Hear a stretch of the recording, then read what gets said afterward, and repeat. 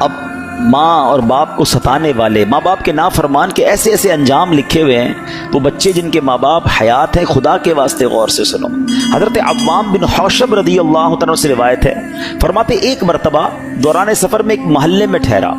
اس محلے کی طرف ایک قبرستان تھا، اور وہاں جب عصر کا وقت ہوتا تھا تو قبرستان میں سے ایک قبر شک ہوئی، قبر پھٹی، اور اس میں سے ایک قبر میں سے آدمی نکلا جس کا سر گدھے جیسا تھا، اور اس نے 3 مرتبہ گدھے جیسی آواز نکالی.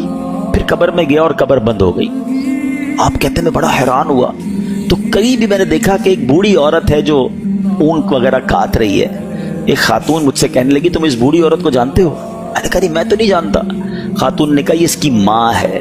جب میں نے پوچھا کہ اس کا واقعہ کیا ہے تو خاتون کہنے لگی کہ وہ شخص شراب پیا کرتا تھا.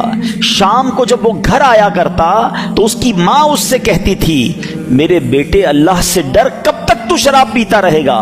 ماں اسے سمجھاتی تھی. وہ بدبخت اپنی ماں کو پتہ ہے کیا جواب دیتا تھا؟ کہتا تھا تو کب تک ہینگتی رہو گی جب تک جیسے گدھا ہینگتا ہے. ماں کو کہتا تھا گدھے جیسی آواز نکالتی ہو تو مجھے کیوں سمجھاتی ہو. خاتون نے کہا کہ جب یہ مرا تھا نا عصر کا وقت تھا، اب روز عصر کے وقت اس کی قبر پھٹتی ہے، یہ قبر سے باہر نکلتا ہے اور گدھے جیسی آواز نکالتا ہے. سوچئے آج اللہ کرے کہ ہم میں سے کوئی ایسا یہاں نہ بیٹھا ہو، لیکن ایسے افراد ہیں جو اپنے ماں باپ کے سامنے اونچی آواز میں بات کرتے ہیں، اپنے ماں باپ کو معاذ اللہ گالیاں دیتے ہیں، یہاں تک کے بارے میں سنا کہ ماں باپ کو مارتے ہیں. کیسے لوگ ہیں؟ خدا را ان کی دعائیں لو. بڑے خوش نصیب ہیں کہ جن کے والدین حیات ہیں. آج جن کے ماں باپ نہیں ہیں نا، ان کو ملنے کے لیے اپنے ماں باپ سے قبرستان جانا پڑتا.